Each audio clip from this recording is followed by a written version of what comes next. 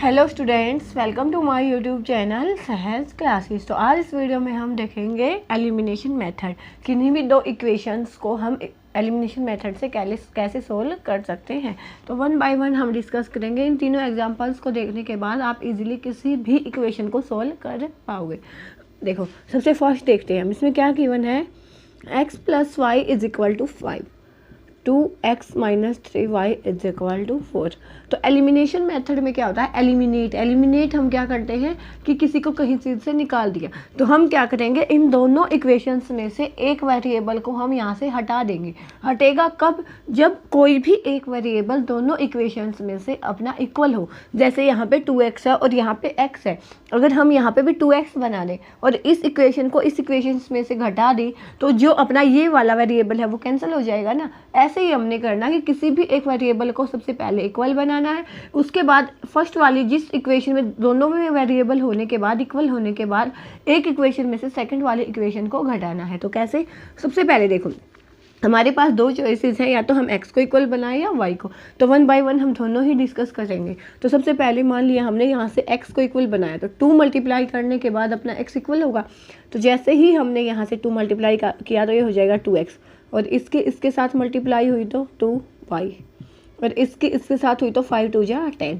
ठीक है, उसके बाद हमने इसमें घटाना है। घटाने का मतलब अगर पॉजिटिव है तो वो नेगेटिव हो जाता है, नेगेटिव है तो वो पॉजिटिव हो जाता है ना। सब्सट्रैक्ट करने का मतलब यही होता है। तो ये पॉजिटिव है, नेगेटिव, ऐसे ये भी नेगेटिव, ऐसे ही ये भी नेगेटिव हो जाएगा।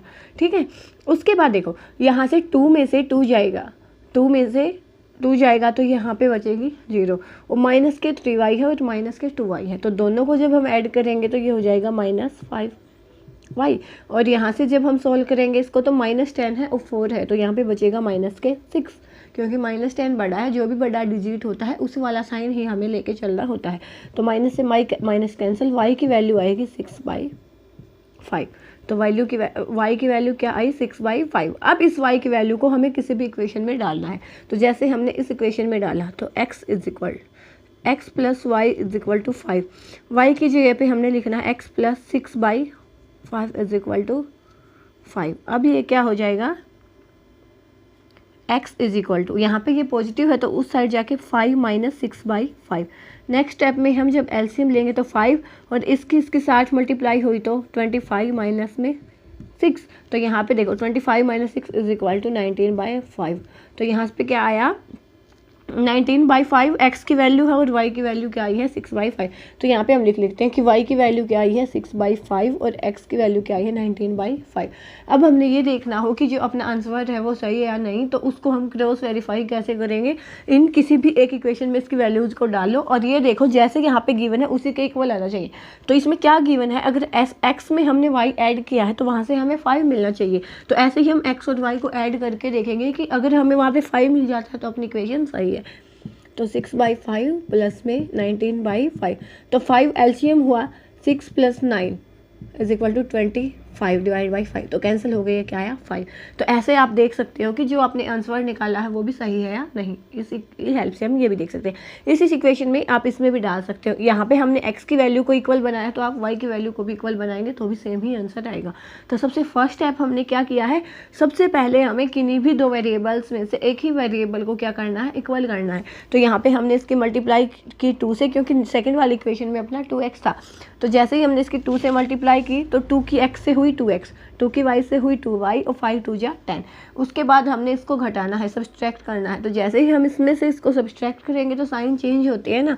तो ये प्लस का है तो माइनस का हो जाएगा, ऐसे ये भी पॉजिटिव तो नेगेटिव, ये भी पॉजिटिव है तो ये नेगेटिव हो जाएगा। उसके बाद यहाँ पे 2 में से 2 गया, 0 बचेगी तो लिखने की नीड नहीं है। -3 है और -2 है तो माइनस के 5 हो जाएगा, और ऐसे ही -10 है 4 है तो माइनस के 6 होगा। माइनस से माइनस कैंसिल हुई y, यहाँ पे ये मल्टीप्लाई में है वहाँ जाके डिवाइड में हो जाएगा। तो y की वैल्यू आई 6/5।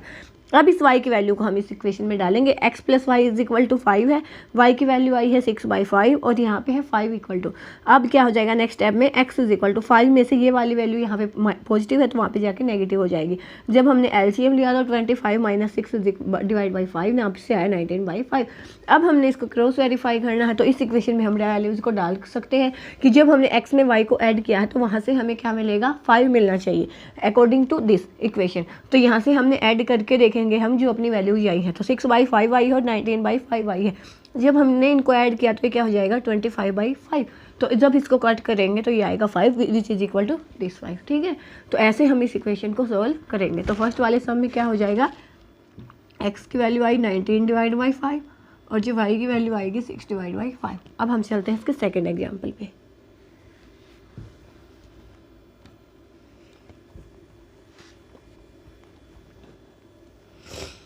तो अब देखो सेकेंड एग्जाम्पल, इसमें भी हम ऐसे ही करेंगे। 3x प्लस में 4y is equal to 10, 2x minus 2y is equal to 2।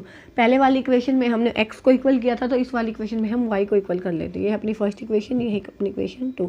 तो जब हम इसकी यहाँ पे 4y है और यहाँ पे है 2y, अगर हम इसको 2 से मल्टीप्लाई करेंगे तो क्या हो जाएगा 4y। तो ये क्या हो जाएगा 2 2 जा 4x माइनस 2 2 जा 4y इज इक्वल टू 2 2 जा 4। ठीक है, अब इस इक्वेशन को लिखेंगे। 3x प्लस में 4y is equal to 10, same लिखा है, इसकी 2 से मल्टीप्लाई हुई है, ये एज इट इज़ लिखिए। और जब हम इसको घटाएंगे, अब घटाने की नीड ही नहीं है, घटाएंगे तब जब अपने साइन अपोजिट नहीं होंगे। अगर हमने यहाँ पे दोनों की साइन अपोजिट है और जिसको हमने इक्वल किया है वो वाली डिजिट अपनी कैंसिल हो जाती है, तब हमें उसको सब्सट्रैक्ट करने की नीड नहीं होती, अदरवाइज हमें उसको सब्सट्रैक्ट करना पड़ेगा। अब यहाँ से पहले से ही कैंसिल हो रही है, तो हम क्या लिखेंगे इसको एडिंग। ऐड में साइन चेंज नहीं होता, तो ये एज इट इज रहेगा। इससे ये कैंसिल की जैसे ही हम इसको ऐड करेंगे तो ये हो जाएगा 4 और 3 7x और ये हो जाएगा 10 और 4 14। x is equal to 14/7 which is equal to 2। तो 7 2 जा 14। ठीक है, उसके बाद ये वाली x की वैल्यू किसी भी इक्वेशन में डाल दो।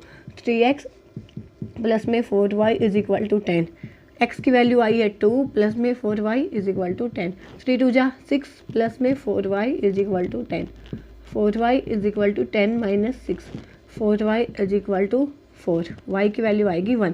अब आप इसको क्रॉस वेरीफाई करना चाहते हो तो इस इक्वेशन में डाल के देख लो कि जब हम x की वैल्यू को 2 रखेंगे और y की वैल्यू को 1 रखेंगे तो ये किसके इक्वल आना चाहिए 10 के। तो 3 2 जा 6 प्लस में 4, तो ये किसके ही इक्वल आया है 10 के इक्वल आया है। तो जो भी हमने आंसर निकाला है वो अपना है सही। क्या किया है, सबसे पहले हमने y को इक्वल किया है, y को इक्वल करने के लिए हमने सेकंड वाली इक्वेशन को 2 से मल्टीप्लाई किया है। जैसे ही हमने सेकंड वाली इक्वेशन को 2 से मल्टीप्लाई किया तो यहाँ पे क्या हो जाएगा 2 2 जा 4x माइनस में 4y और ये हो जाएगा 2 2 जा 4। उसके बाद हमने ये वाली इक्वेशन है वो एज इट इज लिखी है, 3x प्लस में 4y इज इक्वल टू 10। अब यहाँ पे पहले से ही दोनों अपोजिट साइन के हैं, अगर अपोजिट साइन के नहीं होते सेम साइन के होते तो हमें सब्सट्रैक्ट करना पड़ता, और अगर पहले से ही अपोजिट साइन के हैं जिनको हमने इक्वल बनाया है तो हम सिंपली उनको ऐड करेंगे। तो जैसे ही हमने इसको ऐड किया तो ये वाली चीज़ इससे कैंसिल हो जाएगी और ये 4 और 3 7x, ये हो जाएगा 10 और 4 14। तो यहाँ पे ये मल्टीप्लाई में है, यहाँ के डिवाइड में 14 divide by 7 is equal to 2। तो जो अपनी x की वैल्यू आई है वो 2 आई है। अब हम y की वैल्यू निकालेंगे, तो 3x के प्लेस पे 2 और 4 और y इज इक्वल टू 10, तो 3 2 जा 6 प्लस में 4y is equal to 10, 4y is equal to 10 minus 6, तो 4y इज इक्वल टू 4 और y की वैल्यू आएगी 1। अब हमने क्रॉस वेरीफाई करने के लिए इस इक्वेशन में डाल सकते हैं कि जब हमने x की वैल्यू को 2 डाला है और y की वैल्यू को 1 डाला है तो वो 10 के इक्वल आनी चाहिए। तो 3 2 जा 6 और 4 क्या हो जाएगा 10। तो ऐसे हम निकाल सकते हैं। तो यहाँ से जो x की वैल्यू आई है वो आएगी 2 और y की वैल्यू आएगी 1। ठीक।